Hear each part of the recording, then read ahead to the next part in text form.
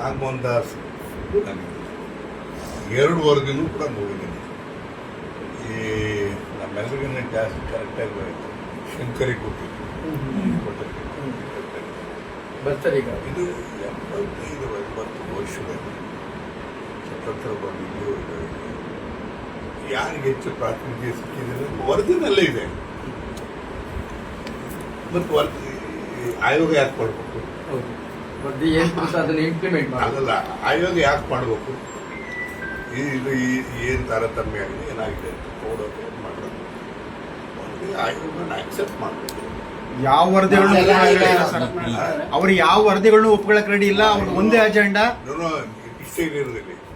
ವರದಿಗಳ ಮಾಡೋ ಉದ್ದೇಶ ಏನು, ಆಯೋಗಗಳನ್ನ ಮಾಡೋ ಉದ್ದೇಶ ನೆನೆಸ್ಲಿದ್ದಾಗ ಬಂದ ಬಾಯಿ ಕರೆಕ್ಟಾಗಿ ಅಂಕಿ ಅಂಶ ಗೊತ್ತಿರೋದು. ಆಯೋಗ ಮಾಡಿದ ಮೇಲೆ ಅದು ಗೌರವ ಕೂಡ ಕೊಡಬೇಕಲ್ಲ. ಆಯೋಗ ಮೇಲೆ ತಿರುಗಿ ವಾಸ್ಕೊ ಕೂತ್ಕೊಂಡು ತೀರ್ಮಾನ ಮಾಡಕ್ ಹೋದ್ರೆ ಈಗ ತಮ್ಮಂತ ಹಿರಿಯರು ಇನ್ನೊಬ್ರು ಇಲ್ಲ ಸರ್. ನೀವು ಕನ್ವಿನ್ಸ್ ಮಾಡಬೇಕು ಕೆಲವರನ್ನ. ಕೆಲವರು ಹಠಕ್ಕೆ ಬಿದ್ದುಬಿಟ್ಟಿದ್ದಾರೆ ಸರ್. ಅಷ್ಟೇ. ಈಗ ನಿಮ್ಮನ್ನ ನೋಡ್ಕೊಳ್ಳೋರು ನಾವು ನಮ್ಮ ಶಿರಾ ತಾಲೂಕ್ನವರು. ಕನ್ವಿನ್ಸ್ ಮಾಡಿ ಸರ್. ನಿಮಗೆ ಸಾಮರ್ಥ್ಯ ಇದೆ ಸರ್. ನಿಮಗೆ ಸಾಮರ್ಥ್ಯ ಇದೆ ಸರ್. ಕನ್ವಿನ್ಸ್ ಮಾಡಿ ಸರ್. ಅದನ್ನೇ ನಾಗಮೋಹನ್ ದಾಸ್ ನಾಗಮೋಹನ್ ದಾಸ್ ನಾನು ಮೊನ್ನೆ ದಿವಸ ಡೆಲ್ಲಿನಲ್ಲಿ ಜೊತೆಲಿ ಇದ್ದೆ. ಅರ್ಧ ದಿವಸ ಕೂತಿದ್ದೇನೆ. ಏನಂದ್ರೆ ಈ ಕ್ಯಾಬಿನೆಟ್ ಅಲ್ಲಿ ಈ ತರ ತೀರ್ಮಾನ ಬಹುಶಃ ಅದು ಅಸೆಂಬ್ಲಿ ಕಳೆದ ಮೇಲೆ 27ಕ್ಕೆ ಕ್ಯಾಬಿನೆಟ್ ಅಲ್ಲಿ ಸರ್ ಅದು ಏನಾಗಿದೆ.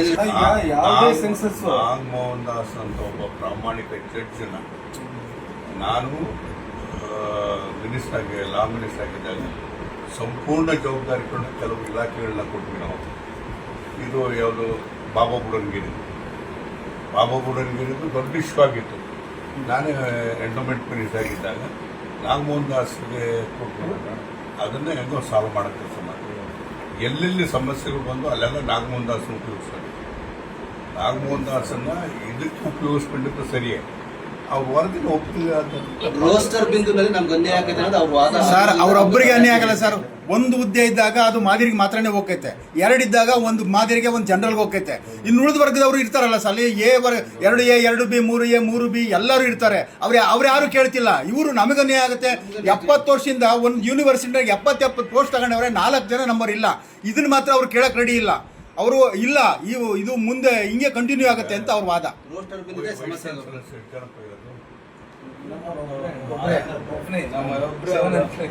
ಒಬ್ಬ ಬಿಟ್ರೆ ಅವ್ರು ಇಟ್ಕೊಂಡಿದ್ದಾರೆ. ಎಲ್ಲೇ ಹಾಕ್ಬೇಕು. ಅದೇ ಸಿಗೋ ಜಾಗ ತಪ್ಪತೈತಲ್ಲ. ಎಲ್ಲಾ ಹುದ್ದೆಗಳು ಎಲ್ಲಾ ಪೋಸ್ಟ್ಗಳಲ್ಲೂ ಅವರು ಸಿಂಹಪಾಲ್ ತಗೊಂಡಿದ್ದಾರೆ ಸರ್. ಆದ್ರೂ ಸಮಾಧಾನ ಇಲ್ಲ. ಇವ್ರಿಗೆ ಕೊಡಕ್ ರೆಡಿ ಇಲ್ಲ ಅವರು.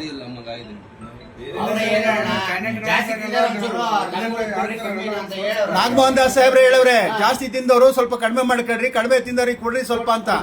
ಇಲ್ಲ ಅವರು ಅದು ರೆಡಿ ಇಲ್ಲ ಅವರು. ಈಗ ದೊಡ್ಡ ಹೋರಾಟ ಸಂಘಟನೆ ಮಾಡ್ತಾವ್ರೆ. ನಾಗಮೋಹನ್ ದಾಸ್ ಅಂತ ಒಬ್ಬ ಮ್ಯಾರೆನ್ಸ್ ಜಡ್ಜನ್ನ ಇನ್ನೊಬ್ರು ನೋಡಲಿಲ್ಲ.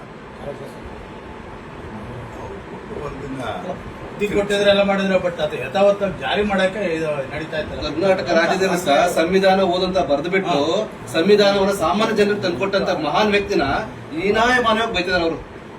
ಫೇಸ್ಬುಕ್ ಅಲ್ಲಿ, ವಾಟ್ಸ್ಆಪ್ ಅಲ್ಲಿ, ಇದರಲ್ಲಿ. ನಾನು 10 ವರ್ಷ ಮೈಸೂರಿಗೆ ವರ್ಕ್ ಮಾಡಿದೆ ಸರ್. ಸಾಹೇಬ್ರು ಸಿದ್ದರಾಮಯ್ಯ